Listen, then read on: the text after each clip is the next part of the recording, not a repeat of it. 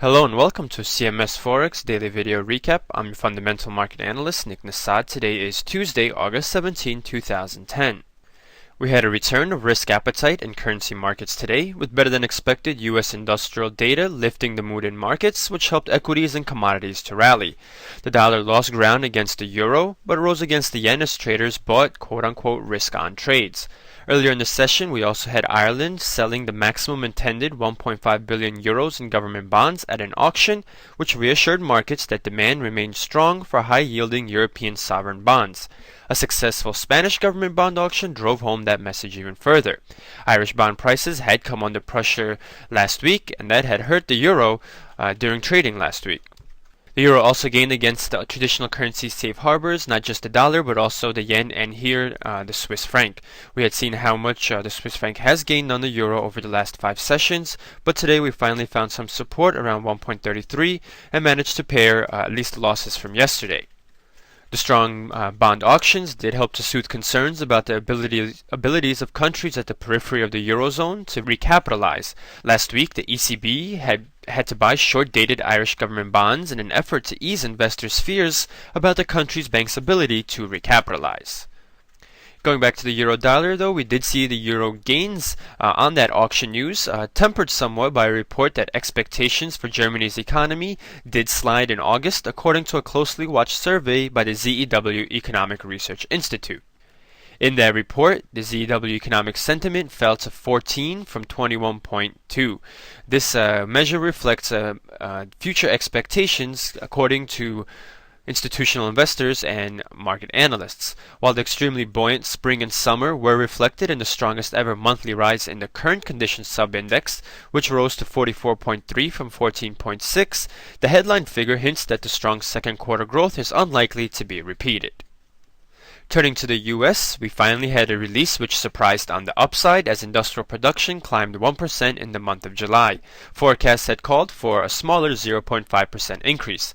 It's a positive sign that the manufacturing sector was able to rebound from a sluggish month in June and showed that business investment was picking up. However, going forward, if consumers are tight with their wallets and global growth cools, meaning less US exports, it could mean the pace of manufacturing output slows. Still, today's report helped to boost risk appetite and helped power U.S. stocks to very strong gain. In another report from the U.S., work began on 546,000 new homes at an annual rate in July, fewer than the 560,000 forecast, but still up 1.7% compared to the previous month.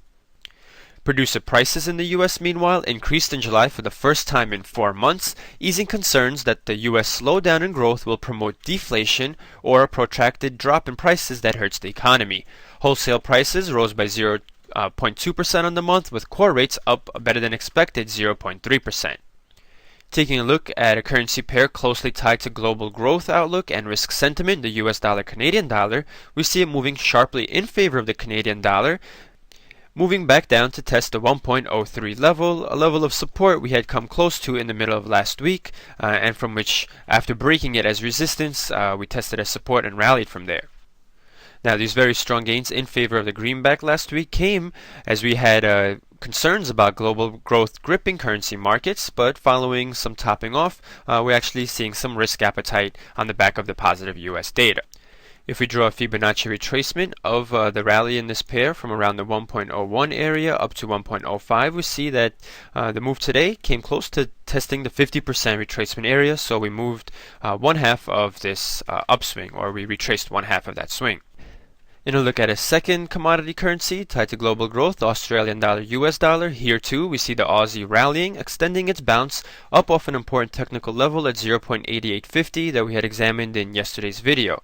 Again, higher equities, the strong US industrial production reading, and the successful auction from Ireland helped to propel the sense of risk appetite that benefits commodity and equity prices and risk-on trades such as the Aussie US dollar. As we can see in the late New York trading session, after testing 0.9070, we are seeing a little bit of retracement following today's rally.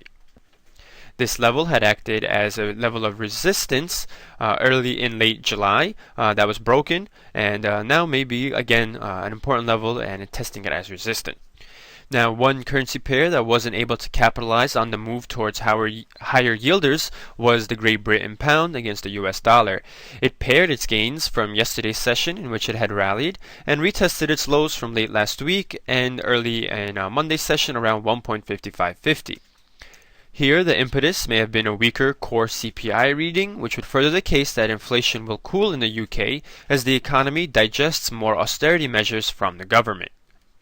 Taking a look at that report, UK inflation rate cooled to 3.1% annual rate in July, but the core rate, which excludes food, tobacco, alcohol, and energy prices, slowed to 2.6% from 3.1%, a bigger decline than expected. The Bank of England Governor Mervyn King repeated that the central bank expected inflation to fall below target over the 2-year forecasting period, but emphasized that the central bank stood ready to tighten or loosen monetary policy as needed.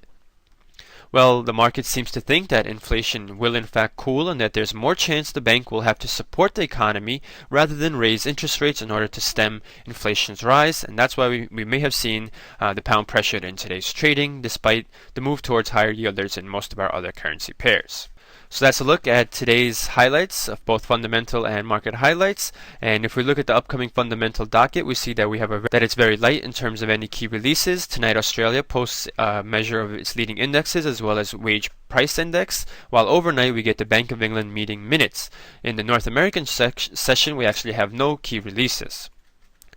So a lot of what will happen in currency markets will depend on what we see in equity and commodity markets. And that will wrap up today's daily video recap. For more news, videos, and analysis, please visit our site, cmsfx.com. I want to thank you for watching and wish you good trading.